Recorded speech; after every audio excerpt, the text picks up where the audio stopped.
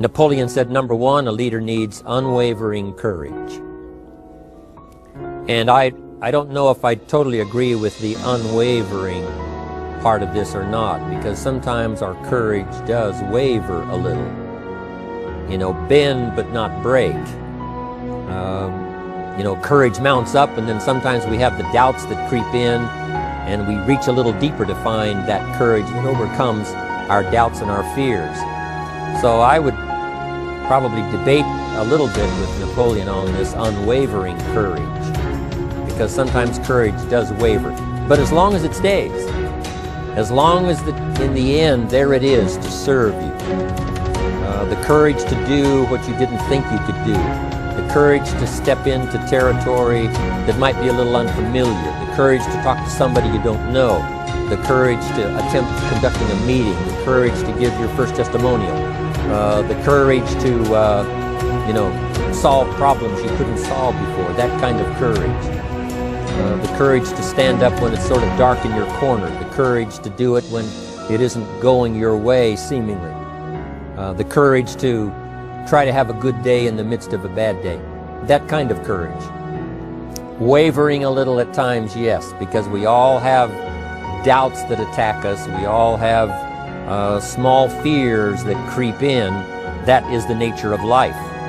But that's what faith is all about. That's what courage is all about. To serve us when our doubts will not serve us well. Faith to overcome fear, and courage to overcome our doubts. But that is a good quality, a good attribute for a leader, and that's unwavering courage. Second, Napoleon said, self-control. That, of course, is the very essence of life itself, is self-control. Because we all have this warfare going on. You know, it's going on in the world, the warfare between liberty and tyranny. In our own body, the warfare between health and illness, the struggle is on. The struggle between light and darkness, the struggle between good and evil. I call it opposites in conflict. And as soon as you're born into the world, as soon as you find yourself and discover yourself on this spinning planet headed somewhere, you know that this exists. To be a civilized society, we must drive the dark side of our nature into a small corner and let the positive side flourish. Early, we must learn to exercise self-control. Power is a wonderful thing, but it must be exercised properly. It must be exercised to benefit and not to destruction. So self-control is certainly necessary to be a strong leader, so that you can become the best example. The example of having your temper well managed, to having that dark side of your nature under control. The best example of choosing wise words and not being careless, that kind of control. Control of your appetite, control of your desires, so that they fit into the positive side of life and not the negative side. Self-control, very important. Then he said, a leader must have a keen sense of justice. How very true. Justice we become familiar with, you know, even when we're small. When certain things that happened or were done to us that something told us that wasn't right. Someone did us wrong. We have that sense of right and wrong, and it starts very early. Then we have to have that sense of utilizing what's right and what's wrong, so that we develop this sense of justice, this sense of being fair, this sense of being on the positive side, on the right side. To minimize a person's mistakes, they need to have this sense of justice. We have to have justice when we're building an organization. You know, what's fair, what is a good balance. The marketing system that Mark put together has to be fair for everyone. If you have a customer and you take care of that customer, someone else cannot come along and take that customer. The same is true with the distributor. Certain rules and regulations, so that all of us have a chance to fit within this framework of fairness, justice, and what's right. Otherwise, enterprise cannot work.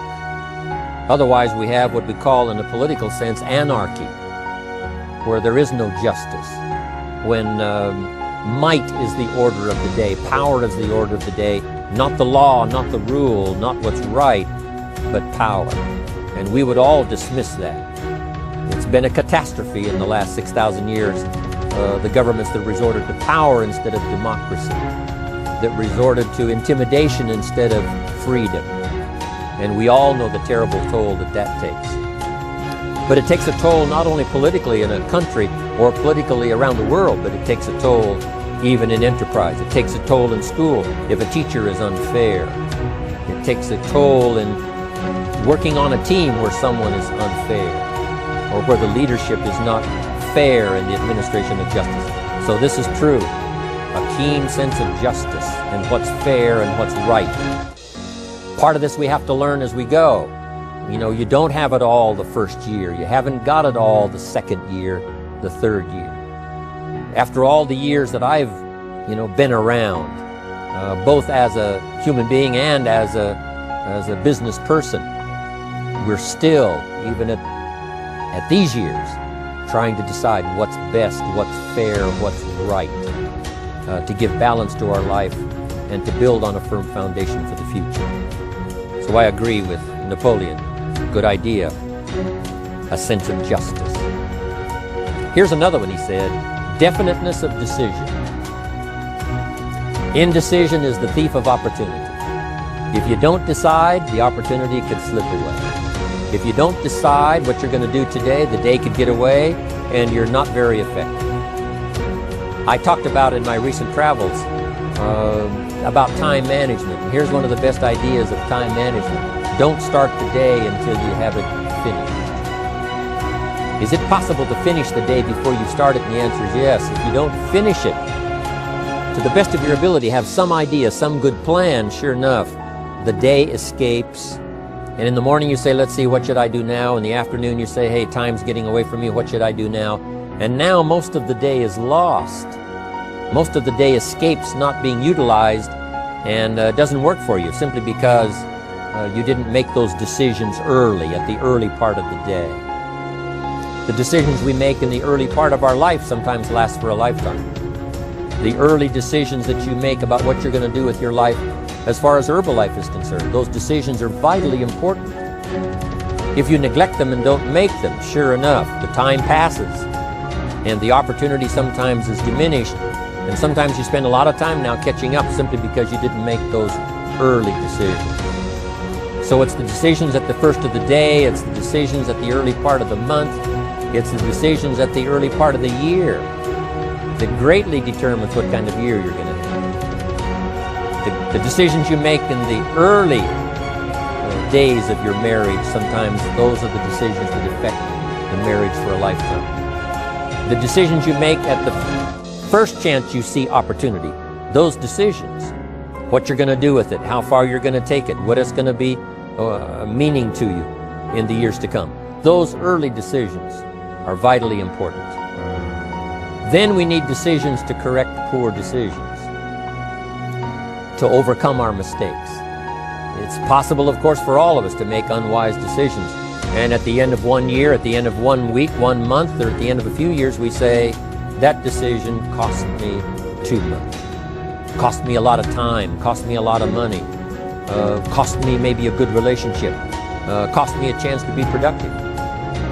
But as long as you're alive, there's still a chance to use new decision power to correct the mistakes of decisions that were bad in the past. All of us have the opportunity to do that, but I think Napoleon was right here too. You've got to be definite in making decisions so that the opportunity doesn't pass you by. Take advantage. Here's the next one. Napoleon Hill said, a good leader has definite plans. How important that is. And of all the years, I think, to cash in on Herbalife's momentum and make some plans for the future, this has got to be one of the greatest years. Herbalife in these 18 years now has created some incredible momentum, not only in opening up the countries, but momentum in the refinement of our marketing, momentum in developing new products, momentum in developing our support system. The key is now for you to make plans to ride on that momentum. Herbalife is like the tide that comes in, and the rising tide lifts all the ships if they're in the water. If your ship and your boat is not in the water, even though the tide comes in that would lift all the ships, if yours is not in the water, then it doesn't benefit you. So here's what you should do. Have the same intensity to make your plans for the future as Mark Hughes has. As the President's team, Chairman's Club especially, make the plans for the Herbalife Company future, you've got to now make your plans. Don't let this momentum pass you by. Don't let this momentum go uncashed in on. Don't let it be like a lost cause for you. And maybe you've, because of the lack of plans, have lost a month or two, or you've lost a week or two, or maybe you've lost a year, and you were 10% effective instead of 100%. Now's the time to change all that and start making some plans. Your Herbalife plans, they're vitally important. You might as well cash in on the Herbalife plans for world expansion, the Herbalife plans for expansion within your country, the Herbalife plans for the expansion of the business, the incentives. Cash in on that, capture that, and say, I've got to have some plans that match Herbalife. Not necessarily match Herbalife in numbers, but that can match Herbalife in momentum, that can match Herbalife in cashing in on the opportunity, your plan for Herbalife expansion. You got to have some plans for your family, right? You got to take your family along, don't leave them out. One of the challenges all of us have in making our plans is how to balance everything, to make sure that we don't regret at the end of the year, I spent too much time on that, I spent too much money. And then if you have, say, how can I not do that again? And construct some better plans so that you won't have any regrets at the end of a year to come, 5 years to come, 3, 4, 5 years to come. Definite plans. The plans for the use of your money. One thing I've admired about Mark Hughes since I've met him all those years ago, once he started becoming successful, he had a splendid plan, not only for his personal success in terms of financial security, but in terms of the company. Because Mark has to look after the company and make sure that the company is secure.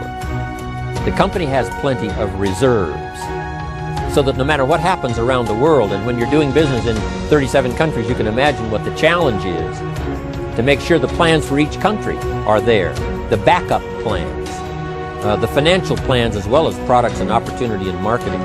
It is a challenge beyond comprehension to most of us what kind of planning that takes in terms of trying to make Herbalife secure for the future. I described it in one of the summit classes as Mark takes the same pledge that the President of the United States takes, and that is to preserve and protect and defend the Constitution, says the President. But Mark has to preserve and protect and defend the company to make sure it's viable, not just in America where it started, but all around the world in each country. It's an awesome responsibility. But now for you, your plans to be financially secure. If you're starting to make some big money in Herbalife, I'm telling you, you got to have a good plan for your resources so that you find yourself secure regardless of what happens. I agree with Napoleon here. You got to have good plans. One more on plans, and that is the plan for your personal development. The plan to be better this year than last year. The plan to take the classes, attend the workshops, do everything you possibly can to show personal progress, not just financial progress, not just the progress of having one more car or one more home, but the progress of personality, the progress of communication skills, the progress of recruiting skills, the progress in how to deal with people, progress in using your influence so that it multiplies its power by 5 by 10 versus what it used to be. You need those kind of plans. A plan for personal growth, personal development. A plan to be all that you can possibly be in the years to come as you develop your Herbalife business and your life business and your family business, all of that. Got to have good plans.